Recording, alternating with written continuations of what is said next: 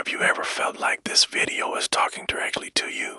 Like somehow, out of millions of people scrolling right now, this exact moment found you on purpose? Because if you've ever gone quiet on days that were supposed to matter, if you've ever stopped expecting people to show up, if you've ever learned not to get your hopes up because disappointment felt heavier than silence, then don't scroll. Stay right here. This isn't about everyone. This is about you. And by the end of this video, you might finally understand why certain things in your life don't affect you the way they seem to affect everyone else. Why praise feels awkward.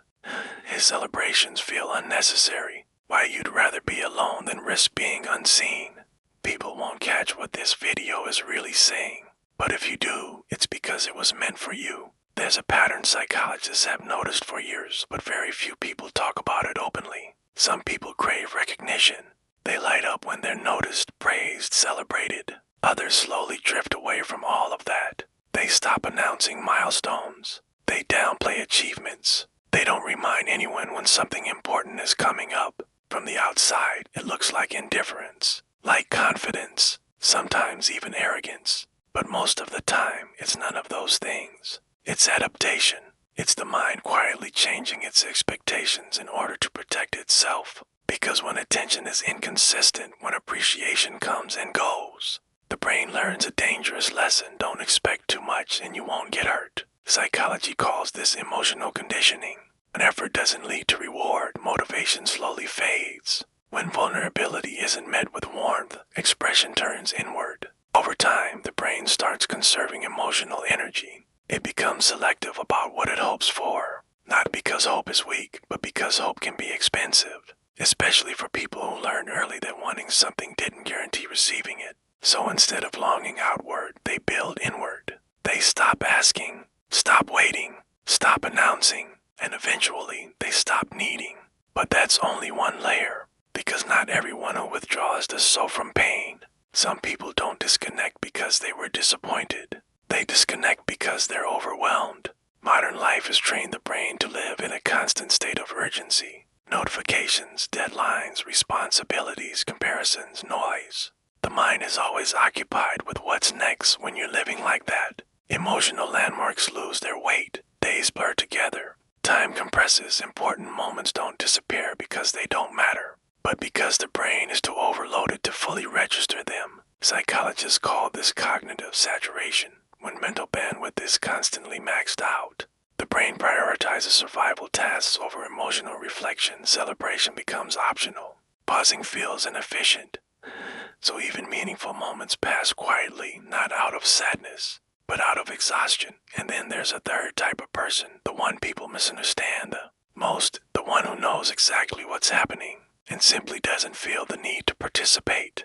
These are the people who don't rely on external signals to confirm their value. They don't need applause to feel accomplished. They don't need witnesses to feel alive. This isn't emotional numbness. It's emotional autonomy. According to self-determination theory, humans experience the deepest sense of well-being when their sense of worth comes from autonomy, competence, and internal alignment rather than external validation. For these people, attention feels neutral, sometimes even distracting. They're not avoiding recognition. They've just outgrown the need for it. But here's where it gets interesting. These three paths often overlap. Pain can lead to independence. Overwhelm can turn into detachment. Self-reliance can be built from necessity or choice. And most people don't fit neatly into one category. They shift between them depending on life stage, environment, and emotional history. What matters isn't which path you're on. What matters is what it's doing to you internally. Because there are benefits to this mindset.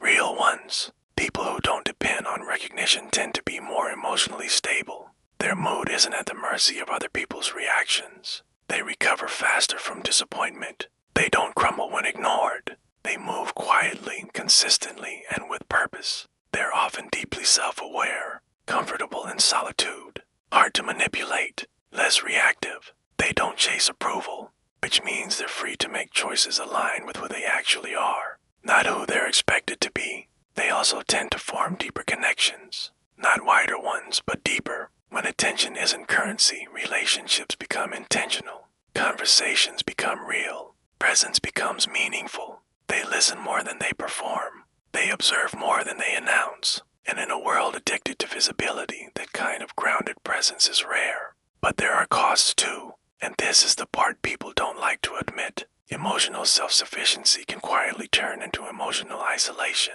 When you stop expecting people to show up, you might also stop giving them the chance. When you stop expressing needs, others may assume you don't have any. Independence can harden into distance. Strength can become silence. And over time, that silence can be misread not just by others, but by yourself. Because humans are still social beings. No matter how self-aware or internally grounded someone is, connection still matters. Recognition still has value.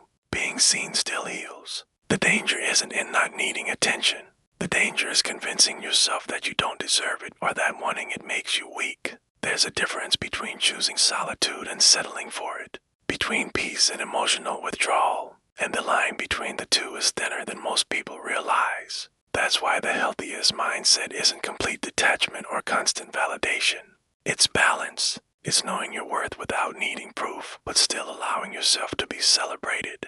It's being strong enough to stand alone, but open enough to let others stand with you. It's understanding that independence doesn't mean isolation and vulnerability doesn't mean dependence. So if you're someone who treats important moments like ordinary days, ask yourself why. Not with judgment, with curiosity. Is it because expecting hurts? Because life feels too loud?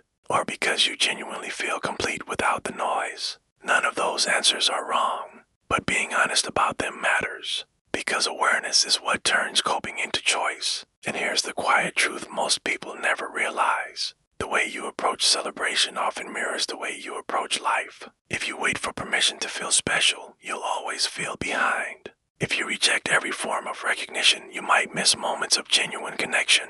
But if you learn to recognize yourself, while still allowing others to recognize you too, you create a life that feels grounded, full, and real. Maybe that's why this video found you. Not to label you, not to change you, but to remind you that however you move through the world, it means something. And understanding that meaning is the first step toward living more intentionally. This made you pause, reflect, or see yourself more clearly. There's more like this here. We explore the psychology behind the thoughts you rarely say out loud. Patterns you feel but never name. Subscribe if you want to keep going. If you want to connect with others who think deeply, feel deeply, and want to grow without pretending, join our Discord community. The link is in the description. We'd love to have you there. And if this video stayed with you longer than you expected, that's probably not an accident.